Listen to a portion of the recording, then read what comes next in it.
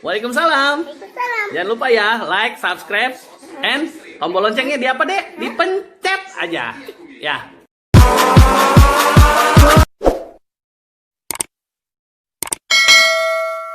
Assalamualaikum warahmatullahi wabarakatuh.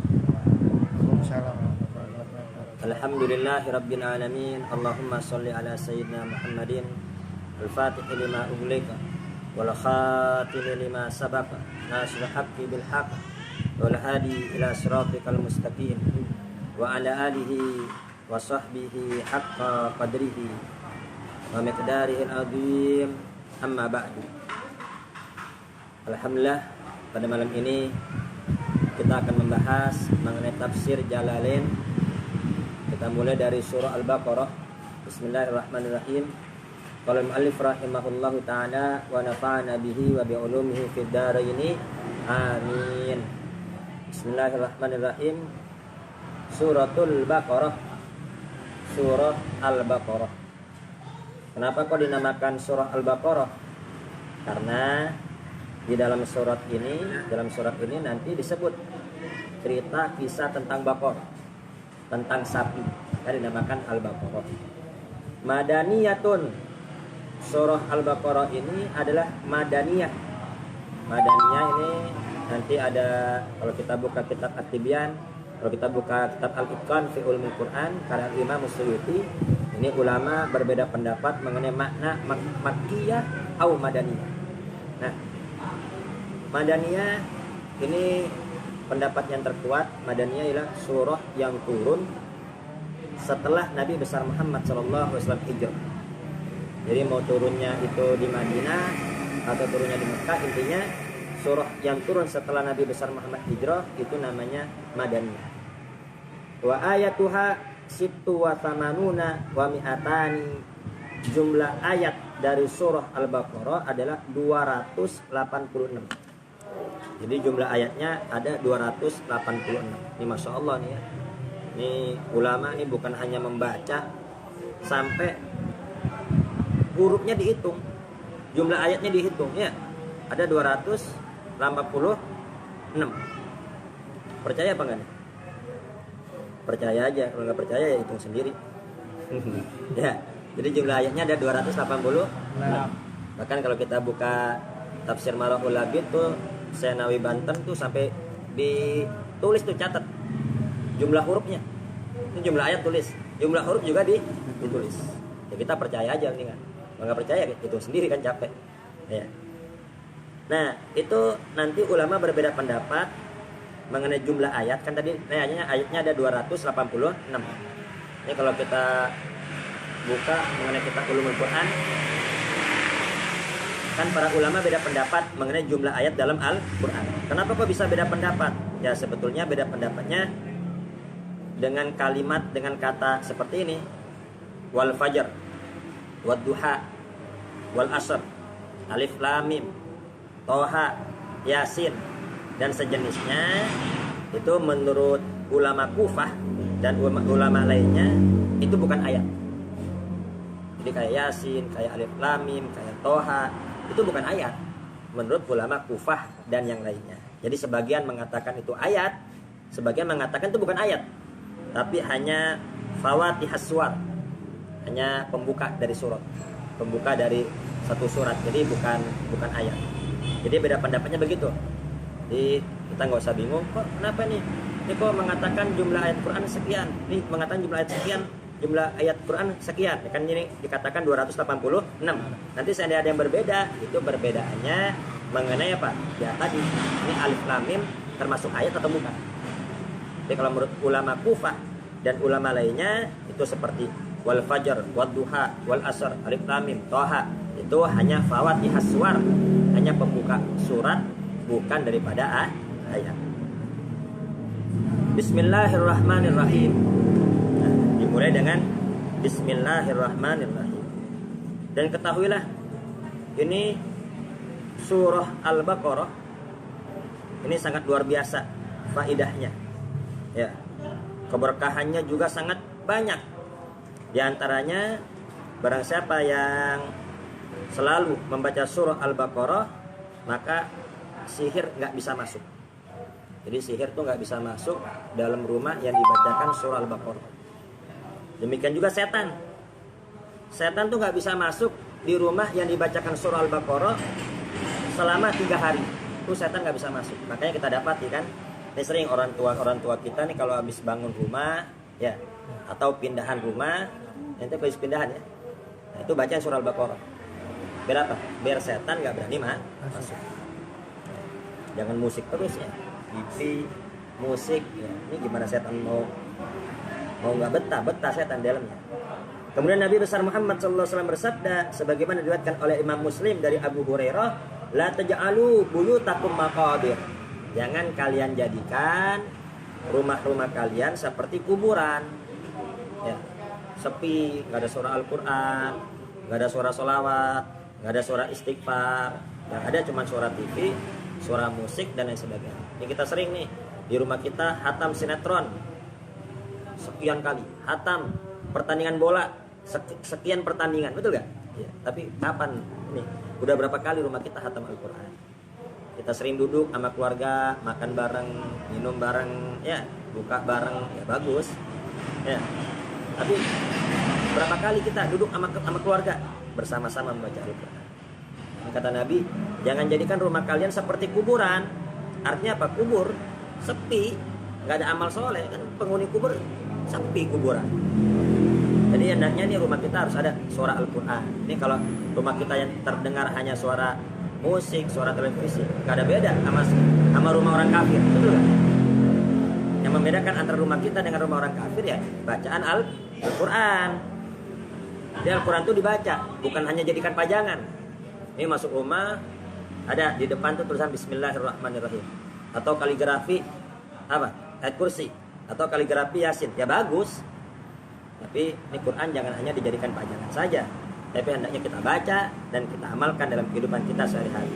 Kata Nabi, jangan kalian jadikan rumah kalian seperti kuburan. Wa inna syayatin yafirru minal bait alladzi tuqra'u fihi suratul Baqarah.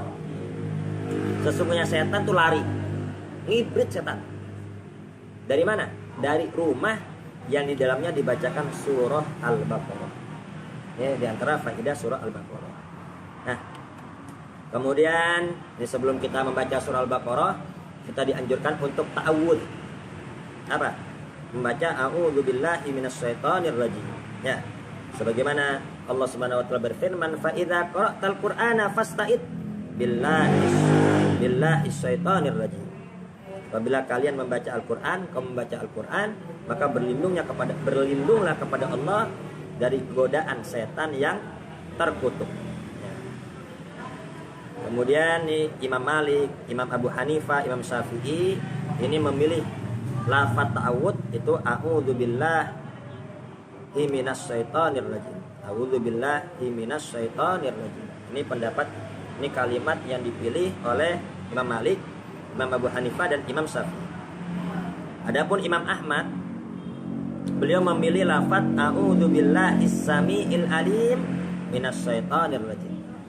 Jadi kita nggak usah heran kalau ada orang yang baca a'udzubillahis samiil alim, a'udzubillahi minasyaitonir rajim. Ada juga yang baca a'udzubillahis samiil alim minasyaitonir rajim. Yang betul yang mana? Sama-sama betul. Ya. Itu jam'an baina hadil ayah wa ayah fasta'id billahi innahu was-samiul alim. Karena itu menggabungkan antara ayat fasta'id billahi syaitonir rajim dengan ayat fasta'id billahi innahu was-samiul alim. Itu menggabungkan Imam Ahmad. Jadi intinya sama-sama boleh ya.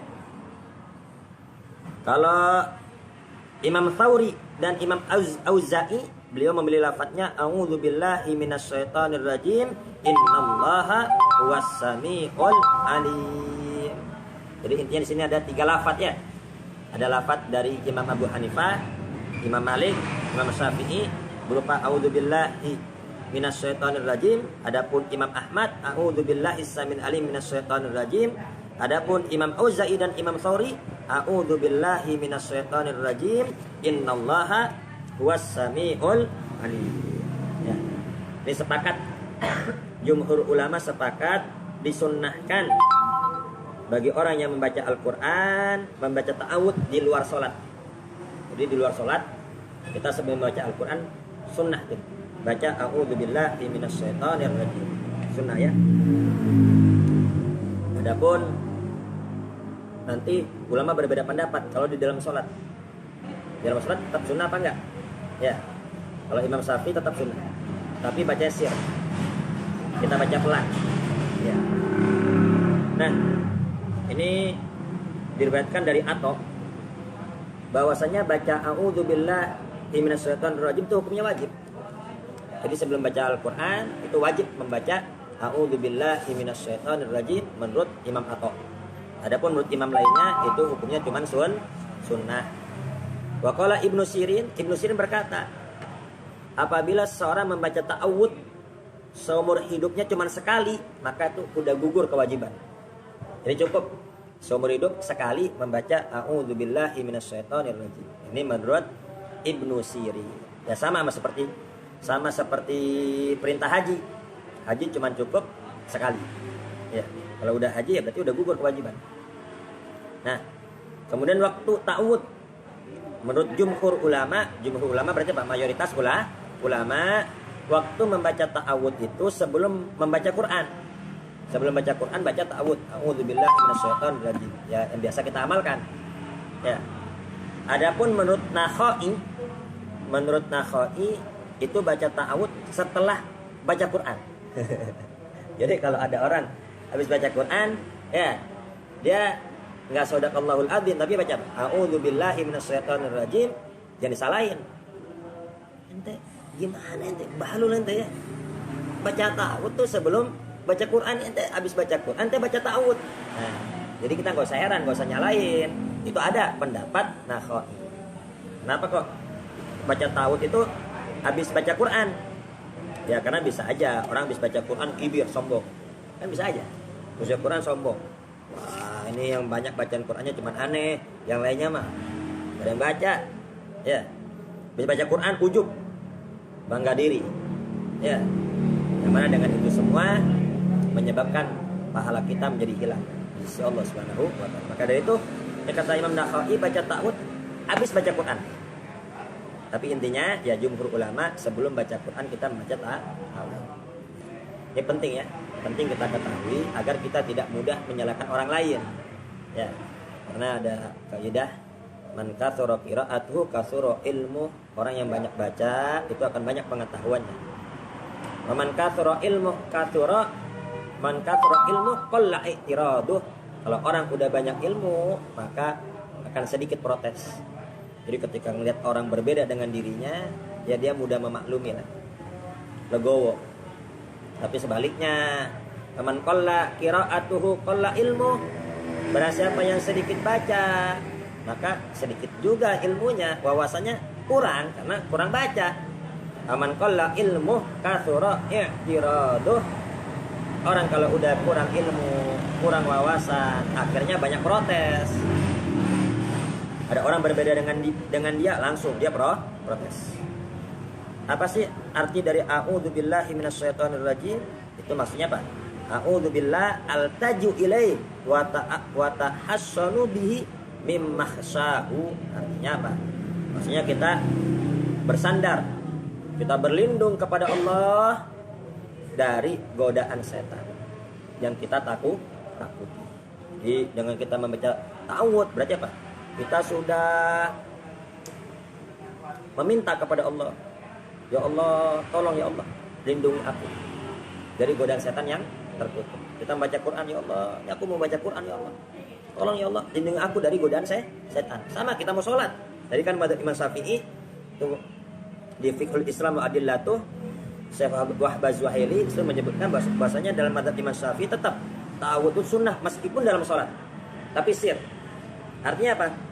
Sebelum kita memulai sholat, sebelum kita membaca bacaan sholat, kita minta sama Allah, ya Allah, tolong aku berlindung kepada Engkau ya Allah. Jangan sampai setan menggodaku sehingga sholatku tidak khusyuk. Sholatku masih memikirkan dunia, masih memikirkan yang lain, sibuk dengan selain bacaan-bacaan sholat. Jadi kita minta kepada Allah, minta perlindungan kepada Allah Subhanahu wa taala. Sekaligus dengan kita membaca ta'awud, berarti kita sudah mengakui betapa lemahnya dan tidak berdayanya diri kita. Yang maha kuasa hanya Allah ya. Kita ya Gimana bisa kita lawan setan? Setan bisa lihat kita, kita nggak bisa lihat setan. Ini kalau main bola aja ya. Main bola misalnya apa? Ini ada tim. Ini nggak usah disebut namanya, ntar tersinggung ya. Ada tim rendah lah pokoknya. Lawan tim hebat. Ya, lawan apa? Inter Milan. Pokoknya nih ya anak kampung lawan Inter Milan. Udah pasti menang Inter Milan, nih anak kampung. Ya, cuman tarkam doang ininya, pengalamannya. Lawan Inter Milan udah pasti kalah. Tapi pemain Inter Milan semua matanya ditutup. Diikat tuh matanya. Dia bisa menang ya. Anak kampung bisa menang. Nah, kenapa? Karena anak kampung bisa lihat, Inter Milan nggak bisa. Ini kita sama setan gimana mau menang kita? Setan bisa lihat kita, kita nggak bisa lihat setan. Makanya apa? Kita serahkan kepada Allah. Ya Allah, Engkau yang maha kuasa. Ya Allah, Engkau yang maha kuat. Tolong ya Allah. Ya, lindungi kami dari godaan setan yang terkutuk. Ya, semoga Allah Subhanahu Wa Taala melindungi kita semua. Amin. Allahumma. Nah, kemudian habis baca ta'awudz, baca Bismillahirrahmanirrahim. Ya, ini ulama, para a'immah, para imam berbeda pendapat mengenai Bismillah. Ini Bismillah termasuk ayat dari Fatihah atau bukan? Ya, ini ulama berbeda pendapat. Nah, jadi ini Fatihah termasuk, ini Bismillah termasuk ayat dari Fatihah atau bukan? Atau termasuk ayat dari setiap surat atau bukan? Madhab Imam Syafi'i dan sekelompok dari para ulama berpendapat bahwasanya Bismillah termasuk ayat dari Fatihah. Jadi orang yang nggak baca Bismillah maka nggak sah Fatihahnya. Ketika Fatihahnya tidak sah, berarti sholatnya juga tidak sah. Ini menurut madhab Imam Syafi'i. Jadi Bismillah itu termasuk ayat daripada surah Al-Fatihah. Dan juga termasuk ayat dari setiap surat. Selain surah Baro'ah. Ya, selain surah Baro'ah. Ini pendapat Imam Syafi'i dan juga pendapat dari sekelompok dari para sahabat. Adapun Imam Auza'i, Imam Malik, Imam Abu Hanifah berpendapat bahwasanya Bismillah bukan ayat dari Fatihah. Jadi gak wajib baca Bismillah. Kenapa? Karena Bismillah bukan ayat dari Fatihah. Ini menurut Imam Malik, menurut Imam Abu Hanifah. Ya. Dan menambahkan Abu Daud, bahkan Bismillah itu bukan daripada ayat setiap surat. Ya. Jadi kata Abu Daud, itu Bismillah itu bukan ayat daripada Fatihah saja, tapi juga bukan ayat daripada setiap surat. Adapun dia hanya apa? Hanya ayat daripada surah An-Naml. Kan ada Bismillah dalam surah An-Naml. Dan juga itu ditulis di setiap surat itu hanya untuk lil fasli wat tabarruk, hanya untuk memisahkan. Jadi ada Bismillah di setiap surat hanya untuk memisahkan antara surat yang satu dengan surat yang berikutnya, ya, dengan surat yang lain. Itu hanya pemisah dan juga hanya untuk mengambil berkah. Bahkan di sini Imam Malik berpendapat makruh memulai sholat wajib dengan Bismillah. Kalau sholat sunnah nggak apa-apa. Ini menurut Imam Malik makruh memulai sholat wajib dengan Bismillah. Kenapa? Karena Imam Malik berpendapat Bismillah bukan ayat daripada Fatihah. Ya. Ya, baik. Itu mengenai Bismillah. Jadi intinya ini kita masih membahas surah Al-Baqarah. Jadi kesimpulannya surah Al-Baqarah dinamakan Al-Baqarah dikarenakan di dalamnya membahas mengenai Baqarah, mengenai sapi. Kemudian ini surah Madaniyah, surah yang turun setelah Hijrah. Jumlah ayatnya ada 286 dan juga kita ini surah Al-Baqarah dianjurkan dibaca di rumah karena orang yang baca surah Al-Baqarah di rumah insya Allah dijauhkan dari sihir dan dijauhkan daripada setan. Kemudian juga kita dianjurkan untuk membaca ta'awudz. Tadi ta'awudz ada 3 lafaz. Ya, ada 3 lafaz dari para ulama. Kemudian tadi ada perbedaan, ta'awudz itu menurut jumhur dibaca sebelum baca Quran. Tapi ada pendapat dari Nakhai baca ta'awudz itu setelah baca Al-Quran. Nah, baik, mungkin hanya itu. Jika ada pertanyaan, kami persilahkan. Assalamualaikum warahmatullahi wabarakatuh. Mana hukumnya jika kita kita menjadi makmum imamnya tidak membaca bismillah atau tahu. Baik, pertanyaan yang sangat bagus. Jadi bagaimana hukumnya kita sholat di belakang imam yang nggak baca bismillah? Tadi kan menurut madzhab Imam Syafi'i, bismillah itu termasuk termasuk ayat daripada Fatihah. Adapun menurut Imam Malik itu bukan termasuk ayat daripada Fatihah. Terus gimana? Apabila kita bermakmum dengan imam yang tidak baca bismillah. Nah, itu dalam madzhab Imam Syafi'i di antara syarat bermakmum alla ya'taqida butlana sholati imami. Jangan sampai kita berkeyakinan batal sholatnya imam. Ya, ini dalam madzhab Imam Syafi'i nggak boleh kita bermakmum kemudian kita yakin ini imam batal. Kenapa? Nggak baca bismillah. Ya. Nah, tapi ada pendapat. Jadi i'tiqad itu bukan i'tiqad makmum. I'tiqad itu i'tiqad di imam. Ini kalau imamnya madzhab Imam Malik, dia nggak baca bismillah, ya batal apa tidak? Ya tidak. Jadi udah nggak ada masalah. Jadi gimana hukumnya kita bermakmum di belakang imam yang tidak baca bismillah? Sah. Tidak ada masalah. Jadi i'tiqad itu bukan i'tiqad di makmum tapi i'tiqad di imam. Jadi begitu ya. Ini bisa kita ambil karena ya kita ketahui ini kadang juga di Indonesia banyak yang latah. Udah tahu mayoritas madzhab Imam Syafi'i, tiba-tiba dia nggak baca bismillah. Padahal jumlah jamaah juga mayoritas Syafi'i. Ini seharusnya imam cerdas. Jadi imam bukan hanya harus pintar, tapi juga imam harus cerdas. Harus bijak. Kalau dia memimpin jamaah kebanyakan mayoritas Syafi'i, maka dia baca bismillah. Nggak usah latah. Gaya-gayaan nggak baca bismillah, tapi tetap hukumnya sah. Jadi i'tiqad itu i'tiqad di imam. Baik, mungkin hanya ini. Semoga Allah Subhanahu wa taala memberikan kita ilmu yang manfaat dan ilmu yang barokah. Dan insyaallah ayat pertama dan seterusnya akan kita bahas pada pertemuan akan datang. Akhirul kalam. Wassalamualaikum warahmatullahi wabarakatuh. Waalaikumsalam.